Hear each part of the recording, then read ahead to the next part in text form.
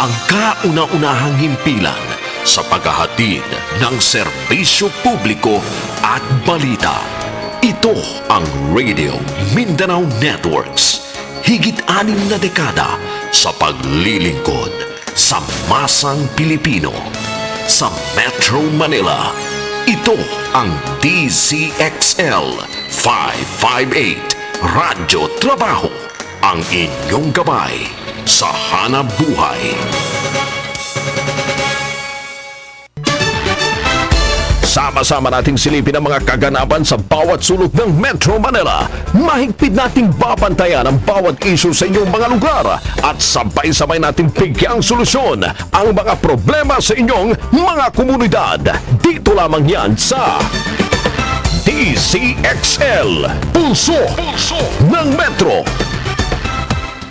Alas 12:40 mga kasama, Pulso ng Metro, kasama pong inyong lingkod, Radyo Man Rod Marcelino. Diretso muna tayo mga kasama sa mga balita ngayong hapon bago natin ipasok ang press briefing dyan po sa Malacanang. Nandiyan na ba nakantabay si Radyo Man Angel Ronquillo? Okay, so habang hinihintay natin mga kasama si Radyo Man Angel Ronquillo para sa press briefing dyan po sa Malacanang, eto muna mga reklamo. Dzxl, Pulso ng Metro!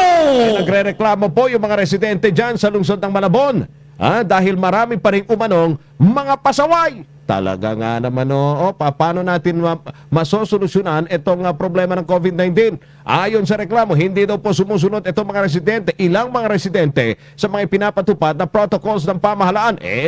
Ano ba ang ginagawa ng mga barangay dyan? Sa gitna ito ng ipinapatupad na programa ng lungsod para mapaigting ang kampanya kontra COVID-19. Reklamo, mga kasama, ni Ramil. Sino tong si Ramil? Ito yung reklamante. Kay Mayor Lelen Oreta, halos araw-araw marami daw pong nagsusumbong o nagsasabong sa gitna ng Phase 5 sa Barangay Tonsuya at dulo po ng Hernandez Street sa Barangay Catbon. Mayor, Kap, may mga nagsasabong pala dyan sa inyong barangay, hindi nyo alam. Dzxl, Pulso ng Metro! Na buwan mga kasama, diretso muna tayo dyan sa may Malacanang para sa virtual press briefing kasama si Secretary Harry Roque. Bayanihan laban sa COVID-19.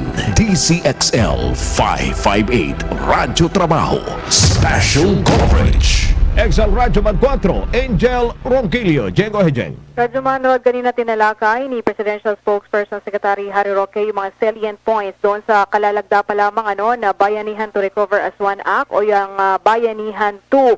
At maliban kay Spokes Roque ay guest din dito sa virtual press con itong si DOST, Secretary de la Peña. Makasama, pakinggan natin ang nasabing press con. Sa laboratory. At on the 28th day, ganun din. So, kahit sila umuwi na, tuloy pa din ang pagbibigay sa kanila ng BCO doon sa kalahati na kailangan bigyan ng BCO at lahat niyan ay i-analyze pagtapos na yung ating 56 patients na nabigyan ng BCO. So, umaasa ako na sana naman bago matapos itong September matapos na yung 56 patients at yun ay siguro mga isang buwan nilang gagawin yung lahat ng analysis. So hopefully by end October or early November meron na silang conclusion kung ano man ang nangyari. Pero so far umaasa tayo na mabuti naman ang magiging outcome. Thank you, Secretary de la Peña. Salamat din po, Secretary Roque. Opo. Thank you very much, Trish.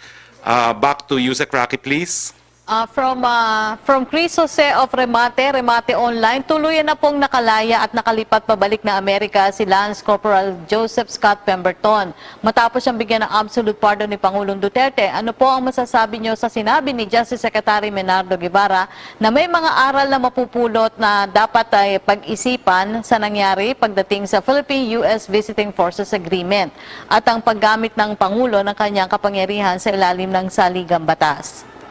Wala po, no? I take it for what it's worth, yung sinabi po ni Secretary Guevara. Reaksyon din po sa sinabi ni Bagong Alyansa Makabayan Secretary General Renato Reyes na talo naman ang bansa sa paglaya ni Pemberton. Panahon na raw para suriin ang epekto ng kasunduan sa soberenya ng bansa at siguruhing hindi na mauulit ang mga krimen laban sa mga Pilipino. Medyo huli sa balita siguro si Renato, pero tinerminate po ng presidente ang VFA, bagamat pansamantalang pinospone po ang actual abrogation, no, for an initial period of 6 months. Yes, ang next one naman po ay si Joseph Morong, please. Hi, sir. Good afternoon. Sir, dun lang po sa PhilHealth, no? Will the President in his address tackle the findings of the DOJ task force tonight? And yun muna, sir. First question. Most likely, hindi po kasi hindi pa nasasubmit yung findings. So, kung makikita po niya yan, hindi ko po alam if it will be the first time he will see it. Hindi ko po sigurado kung mamayang gabi isasubmit ni Justice Secretary Maynard Guevara yung kanyang report. Sir, remember the President in his address, I think last Monday, no? Sabi niya kung negligence lang naman yung kasalanan nito sa Secretary Duque, is that he can let it go. Given that statement, sir, does that not have an effect of absolving Secretary Duque ahead of the findings of the DOJ such that medyo nakatali na yung DOJ sa sinabi ni Presidente na if it's just plain negligence, then there's probably no case against Secretary Duque? And how do can we still expect the DOJ task force to be objective in its investigation given the President's statements? Hindi po, dahil inatasan naman pa ng Pangulo ang task force para nga mag-conduct ng fact-finding activity to recommend charges against individuals. So sa tingin ko naman po, rerespetuhin ni Presidente kung mayroong mang ebidensyang mahanap ang task force regardless of who is involved. Alright, sir. Dun po sa Bayanihan 2, you mentioned, I'd like to focus on this, yung pong 13 billion na pondo for cash for work, and then also may ayuda for granular lockdown na mga cities. I've scanned through the copy of the Bayanihan 2, and just for soundbite purposes, 8,000 pesos, sir, per household yung ibibigay for those cities that are under granular lockdown. And can you give us a little more details on the 13 billion na available for cash for work? How is this going to work, and how are the people going to avail of this provision? Magbibigay po tayo ng 5,000 to 8,000 pesos na ayuda dun sa mga mamamayan na mapapasaloob po ng granular lockdown na idideklara ng mga lokal na pamahalaan. At bukod pa po dito, yung balanse po ng 13 billion ay ibibigay po natin yan para sa mga nawalan ng trabaho, at yan po ay ibibigay po ng DOLE, at magbibigay din po tayo ng tulong dun sa mga nais na magkaroon ng training para magkaroon puli ng mga bagong trabaho. Effectivity, sir, after publication, when can we avail of the money? Well, as soon as it is published po, no, in newspapers and in the official gazette. Bagamat, ang sabi nga po ng ilang mga mambabatas, no, po pwede na sigurong ilabas yan ng DBM, pero to be safe po, antayin po natin when it becomes effective pursuant to the ruling of Tanyada versus Tovera. It has to be published. All right, sir. Last question, sir. This is a little bit off tangent, no, but this is something to do with the live events industry. We're moving towards in some areas, MGCQ. We're opening up the economy for tourism. Now, is the live events industry in the radar screen of the IATF, of the government, as to when they can open? Because in the UK, you know, see, Andrew Lloyd Webber said to the government, give us the time, because the theater industry is at a point of no return, meaning if they don't open now, they might die. So in our country, if we ask that same question to you as IATF spokesperson, when can we allow theaters, live industry, our live industry to open, given the present circumstances, sir? Well, sakayin po sa guidelines ng IATF, ang mga areas under MGCQ, pwede na pong magkaroon ng live events, no? Kaya lang po, subject to 50% capacity. All right, sir. Thank you for your answer. Thank you, Joseph. Balik tayo kay Yusek Rocky. Question from Jillian Cortez of Business World. Will the President extend Proclamation 929, which announced a national state of calamity in the country for 6 months due to COVID-19? This was issued last March 16 and it is almost September 16, which is exactly 6 months. The proclamation said the state of calamity status can be extended if the circumstances warrant. So will there be a new proclamation announcing the extension or no need? Most likely po dahil habang wala pong bakuna, habang walang gamot sa COVID, patuloy po ang epekto ng pandemya.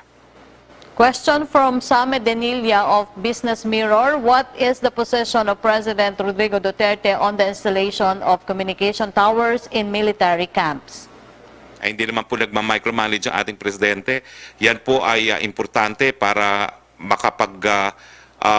operate na po yung ating pangatlong telecoms provider. And the way I understand it, no, hindi lang naman yung third provider gagamit po ng mga telecoms towers. The 2 other telecoms providers can also lease these towers para sa sarili nilang mga cell sites. So ang ating intention po talaga pabutihin ang ating telecommunications connectivity, no? At inassure naman po tayo ng ating DND na wala naman pong magiging security breach sa pagtatayo ng mga towers na ito. Second question po niya, recently po na report ng Department of Finance na bumaba ang government revenues by 12.7% from January to August, year on year. Ano po ang kinukonsider kaya na new sources of revenues ng government aside from borrowings?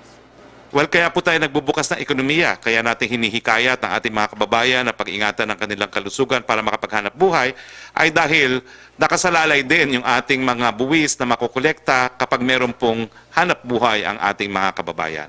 So tayo po ay makipagkapit-bisig, tayo po ay magmask, tayo po ay maghugas, at tayo po ay umiwas. Melo Acuña. Secretary Roque, magandang tanghali po. Magandang tanghali, Nabanggit ko Melo. po noon sa nakalipas nating panayam na gusto kong mabatid kung ano ang profile ng karamihan ng mga tinamaan ng COVID-19. Sapagkat mahalaga ito para malaman kung meron bang mga komunidad na talagang matitindi ang dagok ng COVID-19. Ito ba ay doon sa mga mahihirap? Ito ba ay doon sa middle class? Nang sa ganon, higit na maging maliwanag sa publiko kung ano ang ating sitwasyon.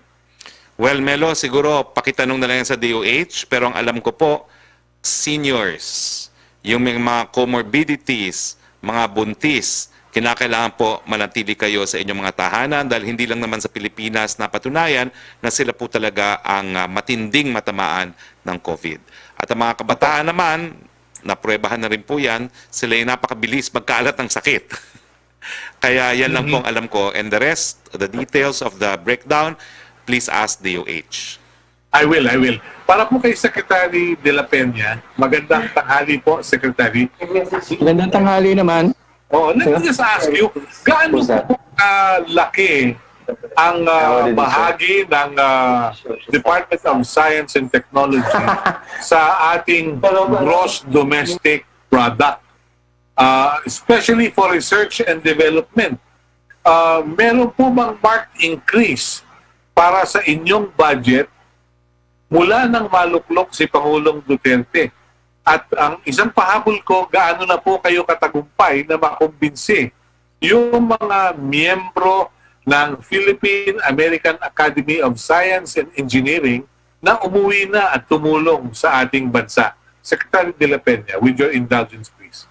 Sige po, isa-isa kasi sunod-sunod yun. Unang-una, ang atin pong ibibigay kong figures, unang-una ay ang porsyento ng budget ng DOST against the total national budget.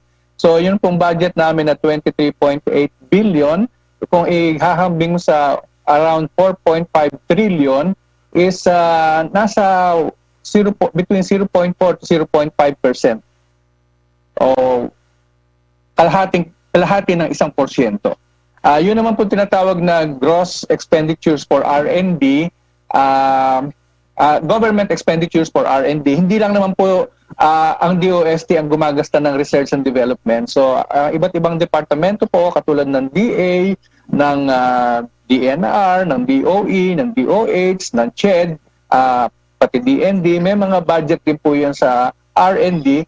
At pagka po pinagsuma-suma mo yung expenditures ng gobyerno sa R&D as a percentage of our GDP ay mas maliit po. Nandun pa lang po sa around 0.15%. No? Malayo po yun sa international or universal average na 1%. Doon naman po sa PAASE, ang PAASE naman po ay matagal na naming kakolaborate, ang Philippine-American Academy for Science and Engineering, at marami na rin po sa kanila ang nakabalik bilang mga balik scientist.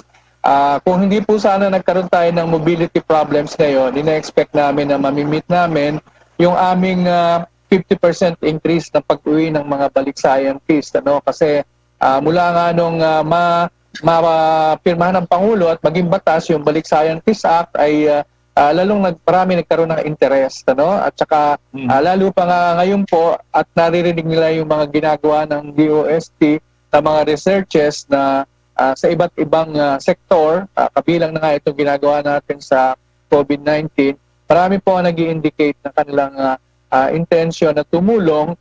Yung iba, sabi nila, kahit naman kami nandito sa ibang bansa, ay pwede rin naman kaming tumulong, basta kami bigyan nyo ng pagkakataon. So, halimbawa po, yung mga pag-evaluate ng projects, sinasama na po namin sila bilang mga evaluator, no? Yung mga proposals. At marami po yung nag-umpisa lang ng pailan-ilang linggo, ngayon ay mga nag-uwian na. Ano? Hindi naman po sa Amerika lang galing ang ating balik scientist.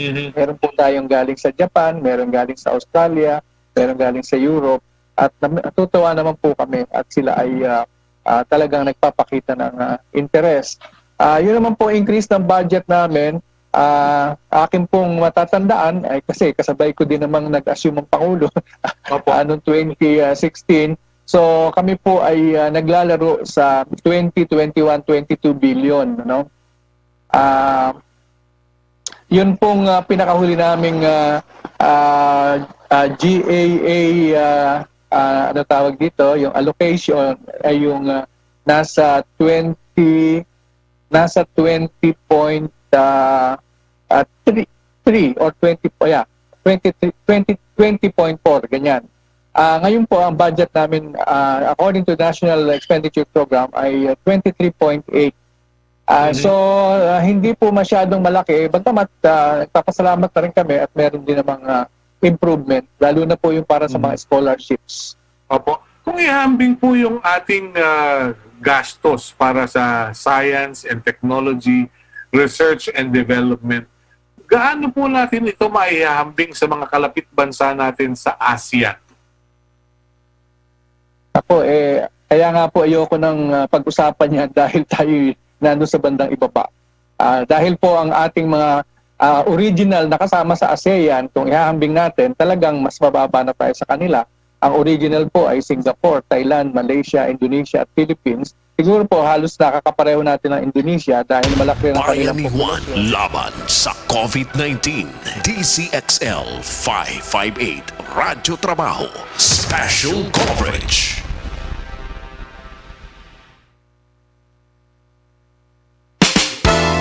Buong araw sa opisina, pag